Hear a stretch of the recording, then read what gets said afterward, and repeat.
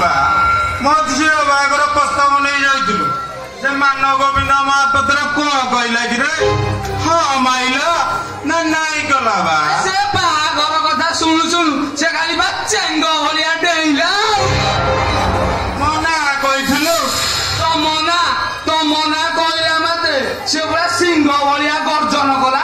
ମୋ ପକେଟରୁ ଫଟୋ ଟିପା ନେଇ ଚିରି ପାରି ଖୋପାଡ଼ି ଦେଲା। ମତେ ତ ଯାହା କଲା କଲା ମନ ଦୁଃଖ ନାହିଁ। ହେଲେ ଅପା ସେ ମୋ ସାନ ବେଣୀଟା ବୋଲି ତାକୁ ଖାଲି ମୁଁ ଛାଡ଼ିଦେଲି। ନହେଲେ ତା ବେକକୁ ମୋଡ଼ି ମୋ କାଖରେ ଯାକି ତା ଘୋଷାଡ଼ି ଘୋଷାଡ଼ି ନେଇ ଆସିଥାନ୍ତି। କଣ ହେଲା? ଅପମାନ ଦେଇ ବିଦା କରିଦେଲା। ମୋ ଝିଅ ଫଟୋକୁ ଚିରି ଚାରି ଫୋପାଡ଼ି ଦେଲା। ହେଲେ ଅପା ଏ ଏରିଆରେ ତମର ଯୋଉ ଖାତିର ପୋଲିସ ପ୍ରଶାସନ ତମ ଆଗରେ ଭାରି କୁକୁର ଭଳିଆ ନାଞ୍ଜ ହଲଉଛନ୍ତି। ସେ ତମକୁ କହିବ ଅପା ଶ୍ରୀଖଣ୍ଡୀ ଅପା ହିଞ୍ଜେଡା।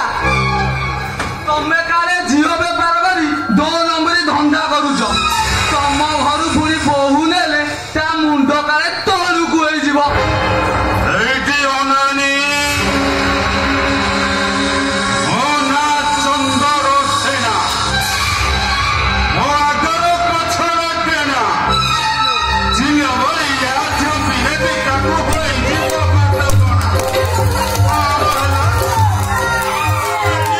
ଏତେ ବାବ ତା ଛାତିରେ ପାଳ ଅଛି ନା ନାଇଁ ବା? ମତେ କହୁଛି ସେ ଅପା ହିଞ୍ଜିରା। ଏ ଅପାର କାନ୍ଦି ସେ ଦେଖିନି ରେ ପୁଅ। ଆଖି ମାରିଦେଲେ ତା ଡେଢ ବଳି ଯାଇକି ସମୁଦ୍ର ଗର୍ଭରେ ପଡିବ। ସେ ମତେ କାନ୍ଦିରେ କହୁଛି ଅପମାନ କର। ଏଠି ଅପା ତମେ କାହିଁ ଲାଗୁଛ?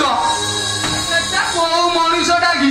ସୁଦୁ ଝିଟି ପିଟିଟା ସୁଦୁ ଝିଟି ପିଟା ତାକୁ ମାରିଲେ ହାତ ଗନ୍ଧେଇବ।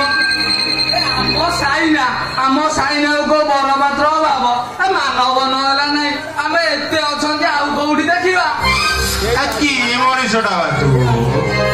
ସେଇ ଟୋକା ମୋ ଝିଅକୁ ନା ଏଠି ଅପା ମୁଁ ବୁଝିପାରୁନି ତମେ ମାନଗୋବିନ୍ଦ ମହାପାତ୍ର ଘରେ ବନ୍ଧୁ ବାନ୍ଧିବାକୁ ଏତେ ଜିଦ୍ କାହିଁକି? ସେଠି କି ରସ ଅଛି କେମିତି? ରସ ଅଛି ନା